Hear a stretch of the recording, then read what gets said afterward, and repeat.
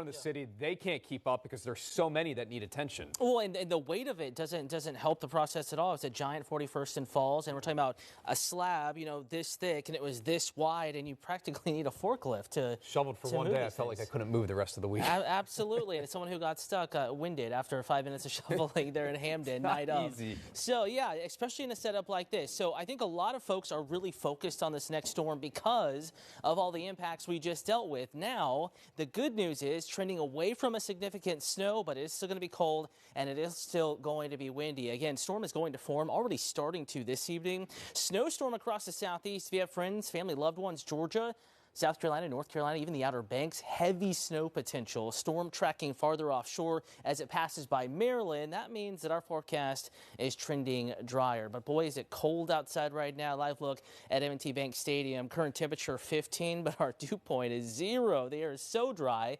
And with calm winds and a clear sky, we're going to try to get close to 0 tonight. We just don't have enough darkness to do that, but frigid nonetheless. South the door in the morning. Baltimore 8, Bel Air 5, Westminster 5, Frederick 2.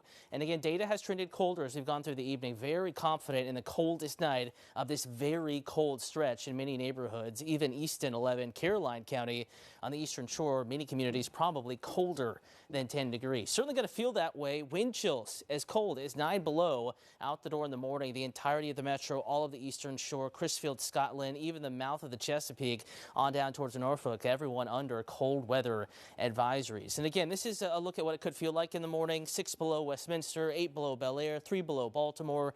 Really the I-95 and I-70 interchange below 0 wind chills. Further to the south, just above 0, but really not making too much of a difference. Hour by hour forecast. Lots of sunshine in the morning like today. That's a nice thing. It may not feel great outside, but it's bright and it's sunny. We're going to gain more clouds though through the afternoon. High temperatures back in the lower to middle 20s. In your Maryland cast, mountains though the exception. McHenry, Garrett County staying in the teens. 20s though western Maryland, southern Maryland, eastern shore, and beaches in the mid to upper 20s all the way towards the Atlantic. But notice that breeze northwest at 10 to 15. A little breezy tomorrow. You're going to feel it in the afternoon with that high temperature of 21. I'm probably feeling more like 10 or 11 when the wind blows in Baltimore. 20 in Elkton, 22 Easton, 24 Clinton, Calvert County in the mid 20s. Again, pretty much everybody between about 20 and 25 tomorrow afternoon. Yet another afternoon below freezing. And by the time all is said and done with our string of alert days, we are looking at one of the top 10 longest stretches of sub-freezing temperatures for Baltimore City